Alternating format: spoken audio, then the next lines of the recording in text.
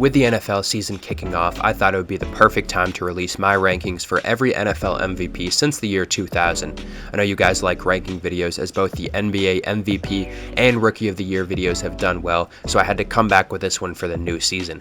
The rankings for this may be a little more straightforward, as the NFL MVP award is essentially a quarterback award, even though we'll see some running backs on this list. We also have a tie on this list, so expect to see two MVPs from the 2003 season. And with that being said, let's get into ranking these MVPs. In the 24 spot, we have Peyton Manning from 2008. This was easily the worst MVP season on this list in my opinion, and not even one of the best in Peyton's long career, as we'll see throughout the rest of the video. 27 touchdowns to 12 interceptions is not even close to an MVP-like ratio, especially compared to the rest of the guys on this list and compared to a lot of the seasons on this list. The Colts were 12-4 this season thanks to Manning, and he deserved the award, but the competition just wasn't that high this season, and that's why he ended up with the award. In the 23 spot, we have Peyton Manning from 2003. A familiar face on this list already. Peyton had another season that would end up looking average on his career sheet with 29 touchdowns to 10 interceptions. The thing about this MVP is I don't think he really deserved it, and with that being said, we'll go right into 22nd spot, Steve McNair from 2003. I think McNair deserved the MVP more than Peyton and should have taken it himself instead of the co-honors that they gave out. Even though he deserved it more, he still lands low due to the fact that he only had 28 total touchdowns, which kind of puts you around a mid-level quarterback in today's game.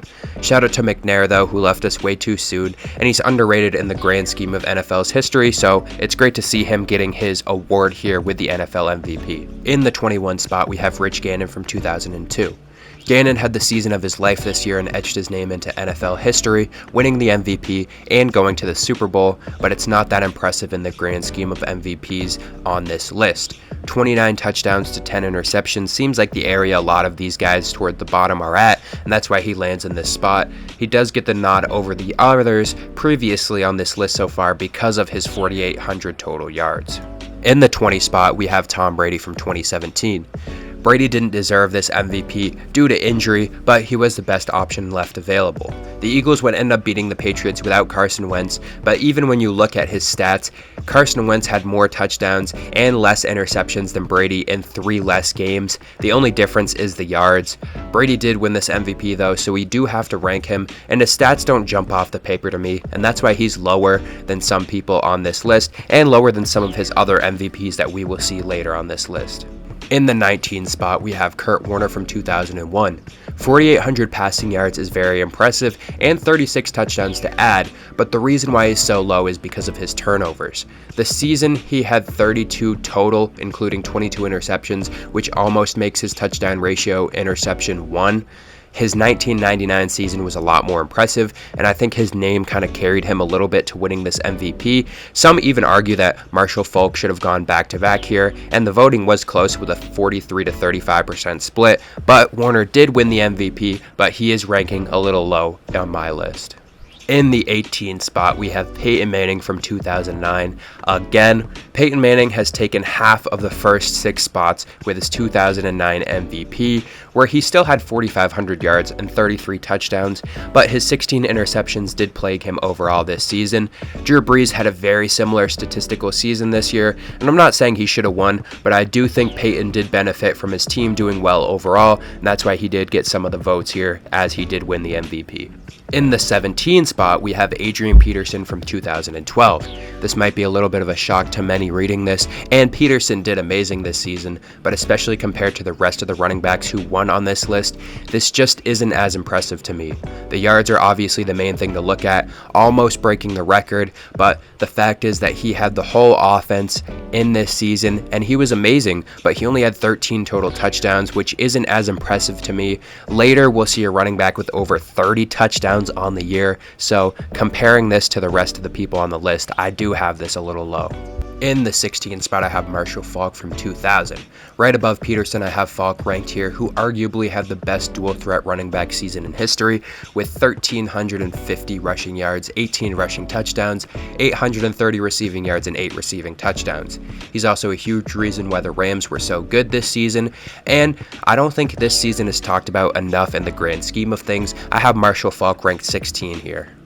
In the 15 spot, I have Matt Ryan from 2016. When talking about this season, the thing that people get hung up about is the 28-3 in the Super Bowl, but this is based off of the MVP, which is a regular season award, so I'm not taking that into consideration. This Falcons team was so close to winning it all, and Ryan is a massive part of that. 5,000 total yards and 38 touchdowns to only 7 interceptions, and this season would change the way we looked at Matt Ryan forever, for better or for worse in the end, but overall, a very solid year from him. In the 14th spot, we have Tom Brady from 2010. 3,900 total yards and 37 touchdowns is solid enough for a top 15 spot on this list, especially when you look at the fact that he only had 4 interceptions on this year. This is Brady's second time on the list so far, and we'll see him later on. This season of his 3 MVPs is the most middle of the road that we will see, so that's what ranks him here. In the 13th spot, we have Aaron Rodgers from 2021. Rodgers' most recent and second of his back-to-back MVPs is the first to land on this list. This one is still solid, not as great as his first of the back-to-back, which we will see later, but is still pushing the top 10. 4,200 total yards and 40 touchdowns with only 4 interceptions would be good enough for 95% of quarterbacks' best season ever, but when comparing this to the other seasons, it does come a little bit short, but we are comparing it to Aaron Rodgers, so it does make sense. In the 12th spot, we have Peyton Manning from 2004. This is where we start to see the real MVP status of Peyton Manning. We got past the other 3, and this is his final MVP, ranking a lot higher. 4,500 total yards and 49 touchdowns, and limiting his interceptions to 10 is why he's so high. And he also set the record for passing touchdowns at the time and had his best completion percentage at the time. I think one of his best seasons, if not his best season overall. Next up in the 11th spot, we have Shaun Alexander from 2005. I'm higher on this MVP from Alexander than most probably are, but his close to 2,000 total yards and 28 total touchdowns make this the most impressive from a running back that we've seen so far. He didn't have as many yards as AP did, but he still had more than double his touchdowns while still having over 1,950 total yards, which is why I see this way more impressive in the long run. He's also a huge reason the Seahawks team went 13-3 overall. Kicking off the top 10, we have Aaron Rodgers from the 2014 season. Another Aaron Rodgers season lands on this list and is first in the top 10. 4,650 total yards and 40 touchdowns while limiting his picks to 5 is crazy to see. Rodgers has always been known for his accuracy and limiting his turnovers, but this is one of his best instances of that. I have this one ranked a little higher than his 2021 season due to the fact that the stats are similar, but this season he had 450 more total yards while having the same amount of touchdowns and only 1 more interception. In the 9th spot, we have Patrick Mahomes from 2018. Coming into this season, Mahomes had only played 1 game in his NFL career, and it seemed like his expectations for the 2018 season weren't that high, as people thought it would take him a little while to figure it out. By the end of the year, he got to the top of the mountain with his first MVP honor, and he had been dominating ever since. 5,300 total yards and 52 touchdowns in his first year is one that will go down in history and would start the Chiefs dynasty that we know now. In the 8th spot, we have Lamar Jackson from 2019. Lamar's 2019 season was one that we have never seen before. We will see Cam Newton's MVP season later on this list, but Lamar was different, and he was as dangerous of a runner as he was a passer. 3,100 total passing yards and 36 passing touchdowns with 1,200 rushing yards and 7 rushing touchdowns and only 6 interceptions, and he led this Baltimore team to a 14-2 record. It is a MVP season that happened very recently, but I feel like we just don't talk about how crazy enough it was, and hopefully we can see Lamar return to his MVP status soon enough. In the 7th spot, we have Patrick Mahomes from 2022. Mahomes' most recent MVP and the most recent on our list lands at the 7th spot and could have been higher on this list if his interception number was a little bit lower. Despite that, he still has 5,600 total yards and 45 touchdowns, and he absolutely destroyed defenses.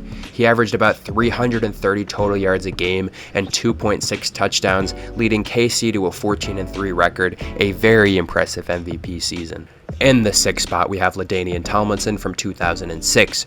2,300 total yards and 31 touchdowns made me have to put LT this high on this list. An absolutely dominant performance, and with more touchdowns than some quarterbacks on this list, I had to give LT his flowers. The team also had a 14-2 record, playing the ball with their lead back, which in turn opened the passing game, which LT was also a big part of. Overall, one of the most dominant performances from a running back in NFL history, and the most impressive out of all the running backs on this list. And in the 5th spot, we have Aaron Rodgers from 2020. Rodgers was going into this season after the Packers drafted his apparent heir in Jordan Love in the 1st round, which was a bold and surprising move to say the least. It would have been very easy for Rodgers to come out in his age 37 season and play average and eventually give up his spot to Love, but he did the exact opposite and won the first of his back-to-back MVPs on this list. 4,300 passing yards and 51 total touchdowns with only 5 interceptions and a 70% completion rate is amazing to say the least, and it is the most Aaron Rodgers thing to prove the ones who thought his career was running out wrong. In the 4th spot, we have Cam Newton from 2015. This is one of those seasons where you look back and sometimes the stats don't tell you the full story, but the stats are still very impressive. 45 touchdowns and close to 4,500 yards total. Newton was able to tear down defenses due to the fact that you had to watch him throwing and running, which is what made this team and him so dynamic. 15-1 in the regular season while captaining the ship was also a huge reason why this is so high for me, and a season that we definitely will not forget. In the 3 spot, we have Aaron Rodgers from 2011. This is undoubtedly Rodgers' best MVP season and probably his best overall. 4,900 total yards and 48 total touchdowns with only 6 interceptions. This season has the best combination of his yards, touchdowns, and completion ratio in my opinion. And talking about the team success, they went 15-1 due to him, and this team built so well overall. And I do think this is his best MVP season. In the 2 spot, we have Tom Brady from 2007. Brady dominated in every facet of this season with near excellence except when it mattered in the Super Bowl, but I am just saying that because I'm a Giants fan. But besides that, 4,900 total yards, 52 total touchdowns, and an undefeated regular season record. This season is complete excellence, and when looked at in history is one of the best from a QB, but it may not be the best that we've seen.